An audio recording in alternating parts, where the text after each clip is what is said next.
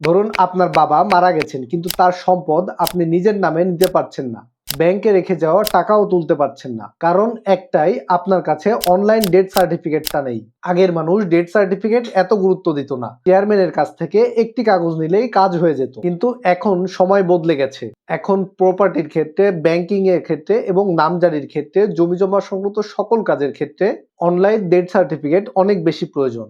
আমাদের মধ্যে অনেকেই জানে না ডেথ সার্টিফিকেট দুই ভাবে ইস্যু করা হয়। প্রথমেই কারোর যদি স্বাভাবিক মৃত্যু হয়ে থাকে তাহলে তার মৃত্যু সনদ অথবা ডেথ সার্টিফিকেট নিতে হবে ইউনিয়ন অফিস থেকে, সিটি কর্পোরেশন থেকে অথবা পৌরসভা থেকে।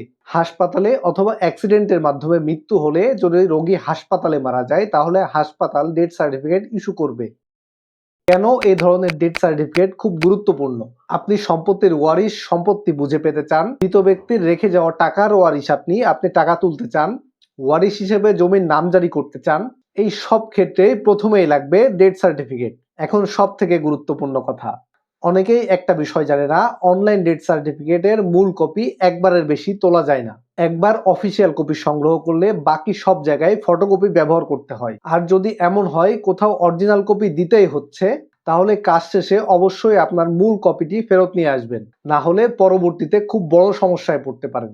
সামান্য একটি ডেথ সার্টিফিকেট না থাকার কারণে বছরের পর বছর একটি পরিবার বঞ্চিত হয় রেখে যাওয়া সম্পদ এবং অর্থ থেকে।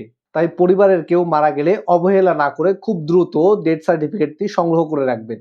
এমন গুরুত্বপূর্ণ তথ্য পেতে পেজটিকে ফলো দিয়ে রাখুন এবং ভিডিওটি শেয়ার করে দিন, আপনার মতো অন্যরাও যেন সচেতন হতে পারে।